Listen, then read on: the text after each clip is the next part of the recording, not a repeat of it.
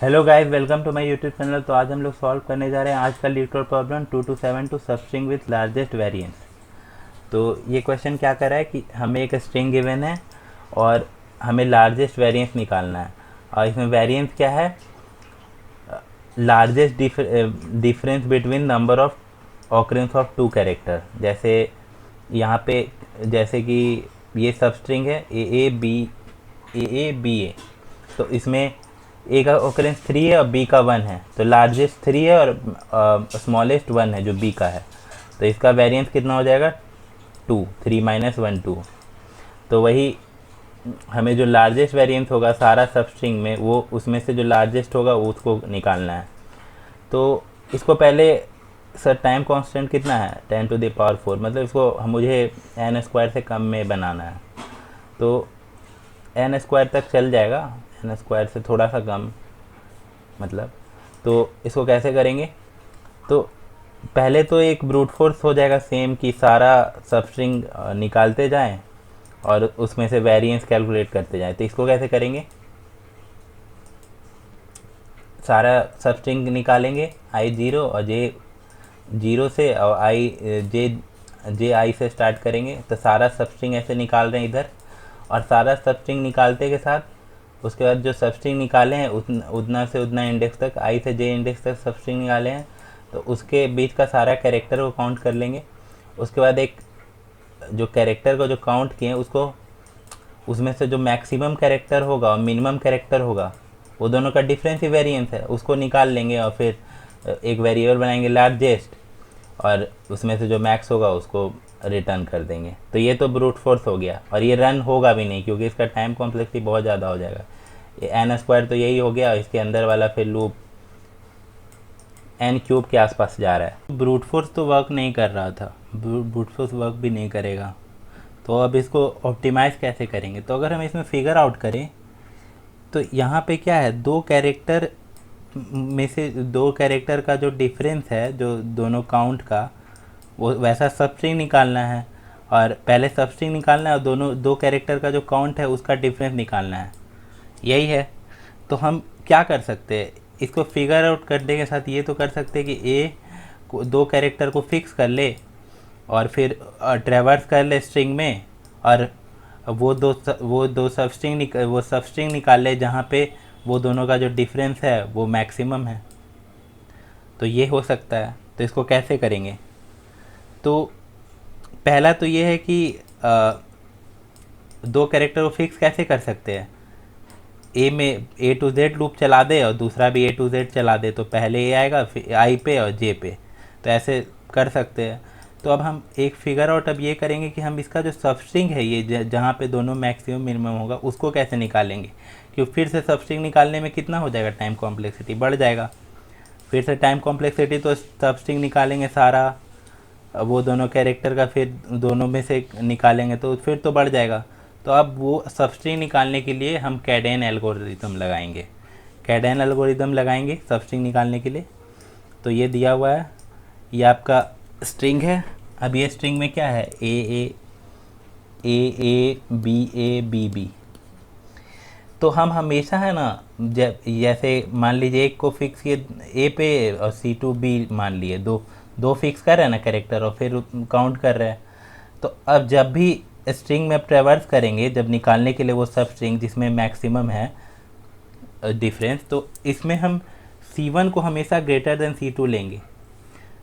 और जैसे ही C2 greater than C1 हो जाएगा, क्या करेंगे, C1 0 और C2 0, काउंट दोनों का 0। अब आगे के सबस्ट्रिंग से काउंट करो, इसका मतलब ये है कि आगे के सबस्ट्रिंग से काउंट करो। तो तो ये जो जैसे सब कैडेन में क्या होता है, जैसे निगेटिव सम आता है, सम निगेटिव आता है, तो क्या करते हैं, सम को फिर से इनिशलाइज कर लेते हैं।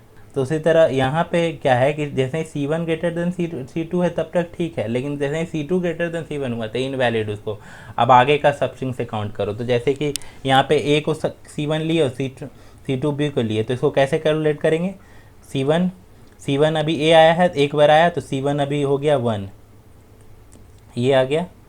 अब C2 अभी भी 0 है, फिर C1 आया कितना, C1 हो गया 2, और अभी C2 अभी भी 0 है, बी का काउंट 0 है ना। फिर यहाँ पे C1 आपका 2, यहाँ पे तो 2 ही है ना, बी तक तो C2 अब कितना हो गया 1। उसी तरह आगे करते करते यहाँ तक जैसे ही यहाँ पे आएंगे, यहाँ लास्ट पे आए, जब लास्ट पे आए तो कितना हो गया, C1 आपका हो गया 3 और C2 आपका हो गया कितना है, C2 भी 3, C1 माइनस C2 0। तो हमें इसमें से वैलिड सबस्ट्रिंग कौन सा है जिसमें C1 और C2 दोनों का काउंट है। तो इसमें वैलिड कौन सा होगा, ये वाला वैलिड होगा ए वैलिड होगा, और ए बी वैलिड होगा ये वाला, और ये वाला वैलिड होगा। ठीक है, तो वैलिड इसमें ये है। तो अब ये करने पे मेरा क्या आ रहा है, इससे हम सारा एक जगह फिक्स कर करके दो कैरेक्टर इससे तो निकाल लेंगे, तो इससे तो आ जाएगा। एक केस यहाँ पे मिस हो जाएगा, जैसे यहाँ पे कैरेक्टर है डी ए, तो मान लीजिए कैरेक्टर 1 को डी लिए और कैरेक्टर 2 को ए लिए, तो कैरेक्टर 1 में डी है तो यहाँ पे कैरेक्टर 1 कितना हो गया, कैरेक्टर 1 आपका 0 और कैरेक्टर 2 आपका 0 है। कैरेक्टर 1 यहाँ पे 1 हो गया, डी का काउंट है ना, डी का काउंट 1 हो गया। अब ए 4A है उसके बाद, तो C2 आपका जैसे ही यहाँ पे पहुँचेगा, यहाँ पे C2 पहुँचेगा यहाँ पे, तो C1 कितना हो जाएगा, C1 भी 0 और C2 भी 0।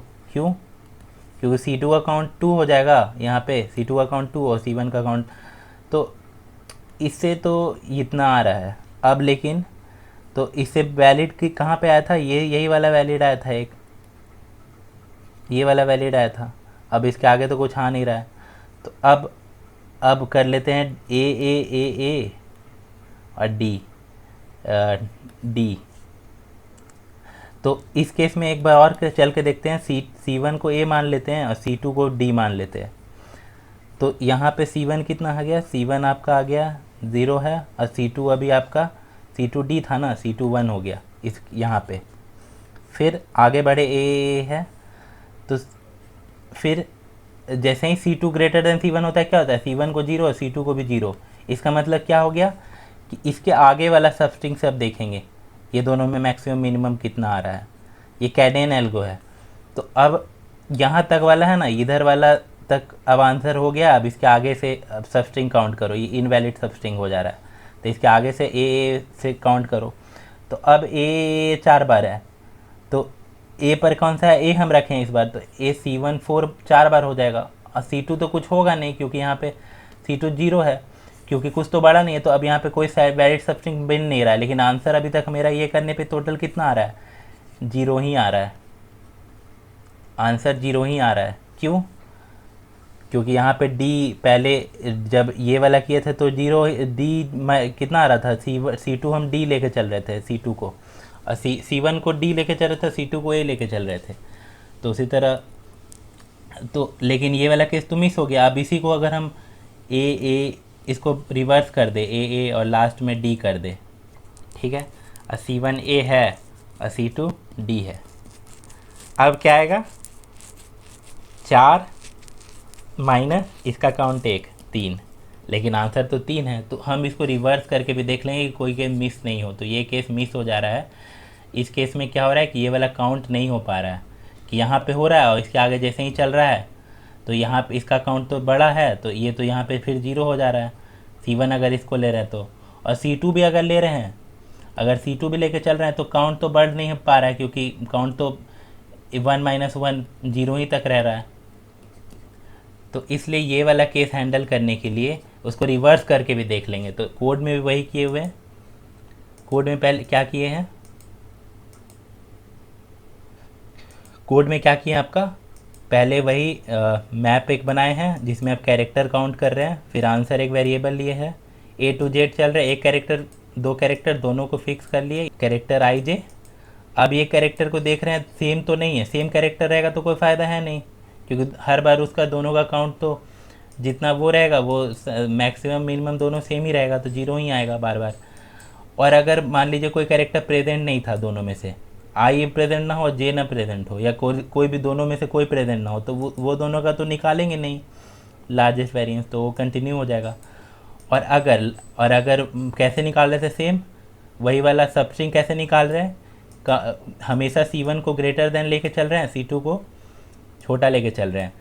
तो अब मान लीजिए कोई बोल सकता है C2 फिर कैसे, तो फिर ये भी तो होगा कि अगर A अभी यहाँ पे है I पे, तो अगला बार B भी तो I पे आएगा, J A पे आएगा, तो वो वाला कंडीशन भी हैंडल हो जाएगा। तो इसलिए बस हमेशा निकालने के लिए चेक कर रहे हैं। अब जैसे ही C2 ग्रेटर देन C1 होता है, क्या करते हैं, C1 C2 को दोनों को जीरो कर देते हैं, वही कर रहे हैं इसमें। और वैलिड आंसर कब होगा, C1 ग्रेटर देन जीरो हो और C2 भी ग्रेटर देन जीरो हो, तब होगा। तो इतना करने पे तो आ जा रहा था, लेकिन हम इसको रिवर्स करके भी देख रहे हैं, क्यों, ये वाला केस बच जा रहा था ना, ये वाला केस में डी वाला। यहाँ पे केस, ये केस में क्या हो रहा था कि आंसर मेरा 1 ही 0 आ रहा था, जबकि मेरा आंसर आना चाहिए 4 -1 3, ए और डी, यही ना आना चाहिए आंसर। और इसमें अगर ऐसे बस सीधे से चल रहे थे तो आंसर आ रहा था 1 0। तो इसलिए रिवर्स करके भी देख ले रहे हैं, दो बार लूप चला रहे, एक बार सेम स्ट्रिंग के लिए, एक बार रिवर्स करके। और और जो इस दोनों में से ये सब निकालने के बाद जो आंसर होगा उसको रिटर्न कर देंगे। तो आपका ये पूरा कैडेन का थोड़ा सा मॉडिफिकेशन है। ठीक है, please like and subscribe to my channel. Thank